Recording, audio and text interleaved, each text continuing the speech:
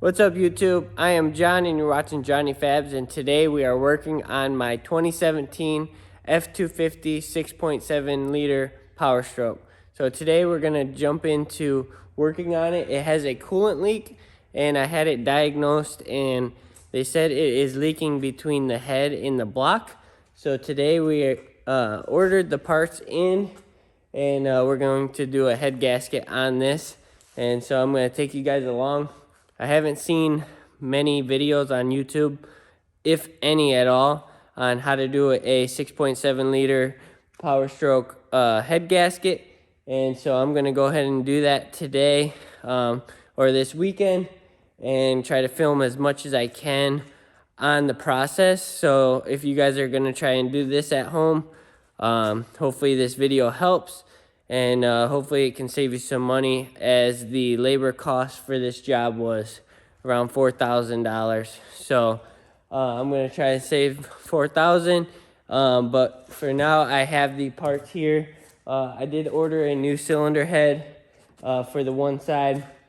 Ordered full gasket kits, head gaskets, and head studs for it. So without further ado, we're going to get the hood open and get to it. Here's a look under the hood. I think the first thing I'm gonna do is drain the coolant, get that drained out, and then probably disconnect the batteries.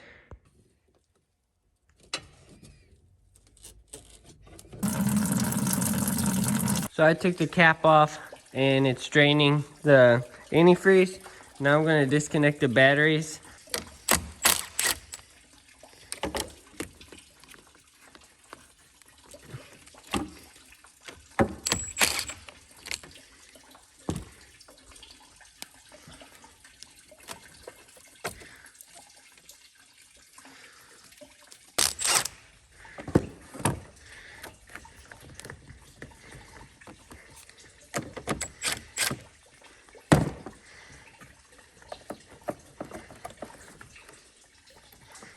Next, I'm gonna take the intake off, the air cleaner off. And so you have to disconnect this sensor here and then pop these tabs here.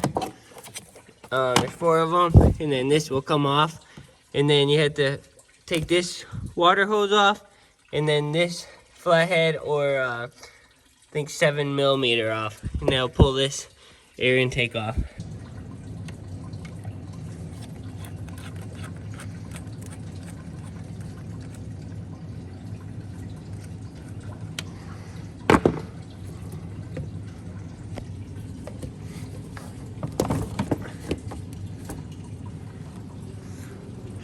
Next, I pulled these Christmas trees off for this coolant overflow.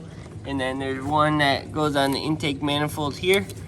And then you can separate this from there. And then I'm gonna start working on the intake manifold. So there's a map sensor here you have to unplug. So go ahead and unplug that. And then there's a bunch of 8mm bolt heads that hold the upper intake on.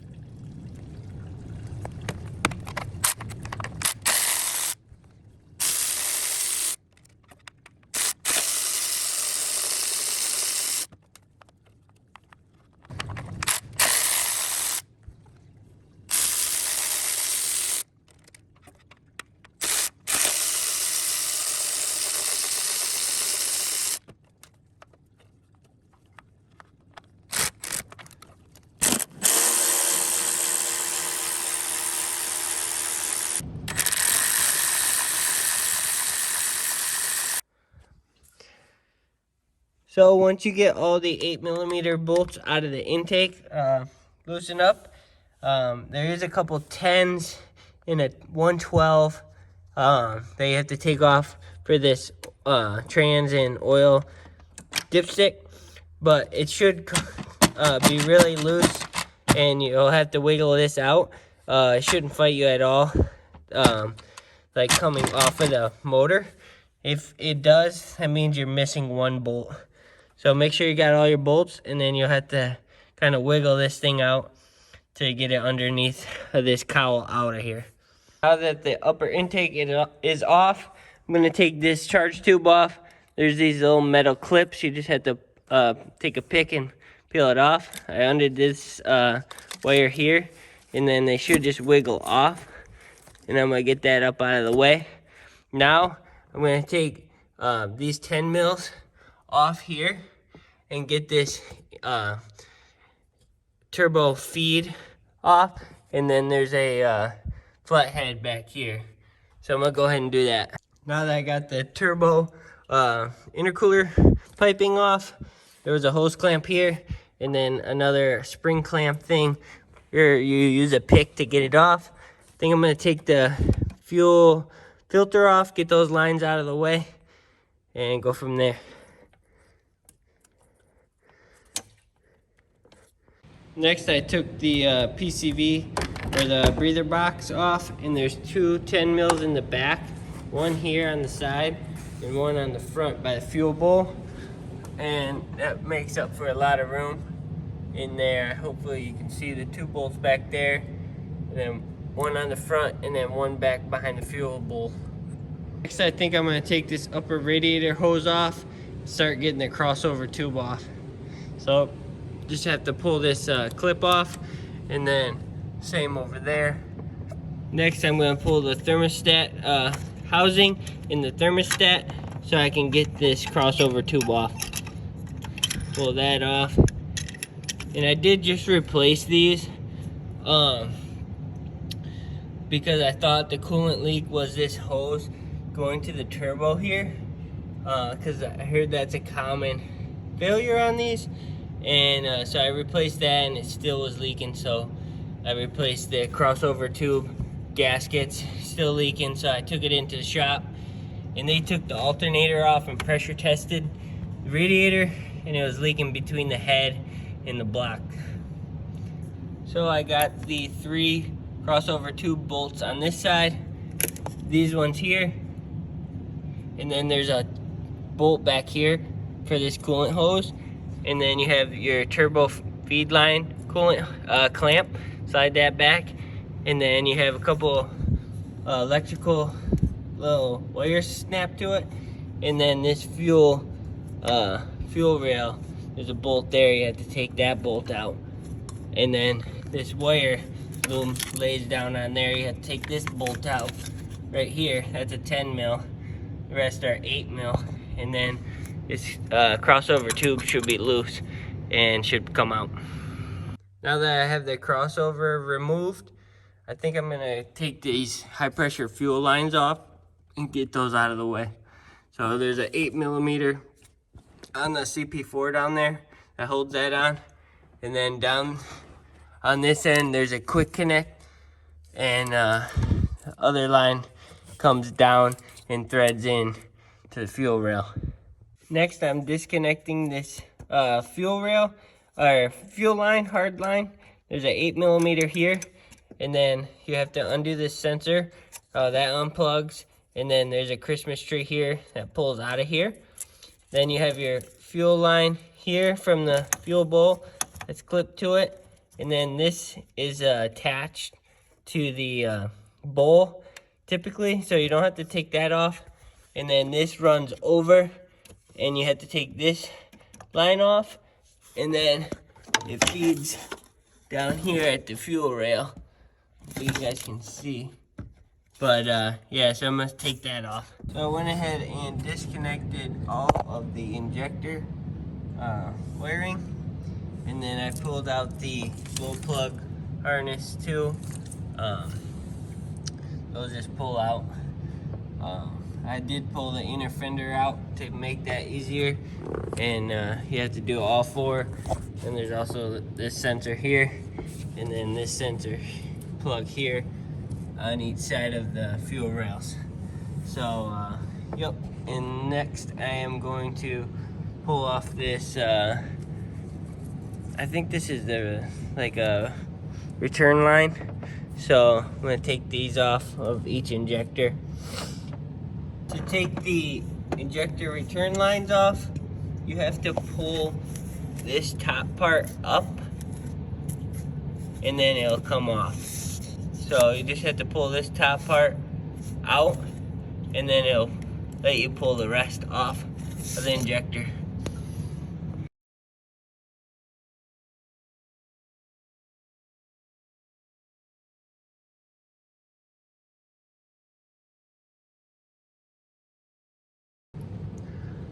Now I undid all the 8mm valve cover bolts all the way around, and I'm getting ready to pull the valve cover off.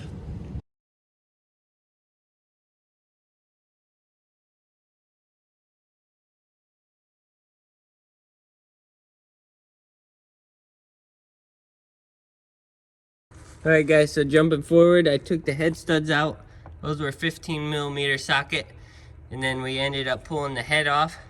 I was able to leave the manifold on, connected to the up pipe, and I just took all the studs off in the gasket, and then the flex pipe allowed it to move enough so where I could leave that on. And then the alternator and everything's still here. There was just 4 bolts that hold it here, here, here, and here. Took those out and just slid this back, and that seemed to work. We got the head pulled off. The head pulled off here. Got the rocker assembly and push rods out. And then here's the intake / valve cover gasket. But here's the head gasket. I wanted to show you what I found, and I'm pretty sure this is what that external coolant leak was from. This is broke right here, right where that coolant passage is, and you can see dry coolant here, and I'm pretty sure that's where it was leaking from. So everywhere else on the head gasket was looking good. So I'm pretty sure that was our main culprit. Sucks to do this whole job just for that little crack.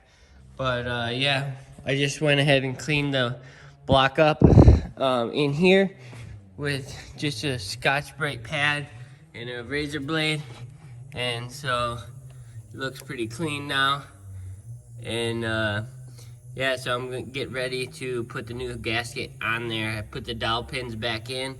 There's 2 dowel pins, don't forget those. And yeah, we're gonna start reassembly. Here is the new head gasket. Here is the part number here for this gasket. I already opened it up, and here's a look at it, and side by side with the other one. So looks like the right one. And yeah, put this fresh unit on. These are pretty thick. I don't know how many layers, but yeah, hopefully this one holds up better. There's a look with the head gasket installed over the 2 dowels, one in that corner and one down on this corner here. So let's get ready to get that new cylinder head on. Here's a look at the new cylinder head. I did order this ahead of time. I don't think I need it because that head I thought maybe was cracked, but obviously it was just a gasket. But I went ahead and ordered that anyways, so I don't have to worry about surfacing that one or having any issues related to it. So I'm gonna go ahead and get this one cleaned up. This one's brand new in the box. There was a part number somewhere. I could maybe put the part number in the description. But yeah, gonna go ahead and clean all this up, and then go ahead and lower it down into the engine bay. So I got the cylinder head all torqued down with the ARP head studs. Those go up 40 foot-pounds, then 80, then 125. And they give you the torque sequence on their paper that they give you. And then they have the small 4 bolts up top, and then the one on the side. Those are 28 foot-pounds. And then once I got that torqued down, I went ahead and installed the manifold gasket and then put the studs in. So I had to take the studs off the head to get it installed. Then I put them back on once the gaskets were in place. I think that's the only way you're able to do this head gasket job without pulling the turbo, up pipes, and exhaust manifolds from the engine bay is just taking those studs out. So if you're lucky enough like me that all the studs came out easy, you can do this job without pulling the turbo and the up pipes, which saves a lot of time. So I got the push rods installed, and then the rocker arms, and then those all torqued down. Final torque 115 inch-pounds. And so yeah, I got everything torqued down. Got the new gasket on, getting ready to put the valve cover / intake manifold on. Here is the part number for the valve cover gasket for the driver's side. And then here's a look at the intake manifold. I did put new seals in for the ejectors, and that's this part number here. So I'm gonna go ahead and put this on. Putting the injectors back in, I replaced this O-ring, this copper crush ring, and then this tiny O-ring up here, and then new injector hold downs as well, because I heard these can tend to crack, and new injector hold down bolts. These are a different style. These are a hex head, not the torque bit style that were stock. I think this is a Ford update. So I always put the injector into the slot, or the hold down into the slot.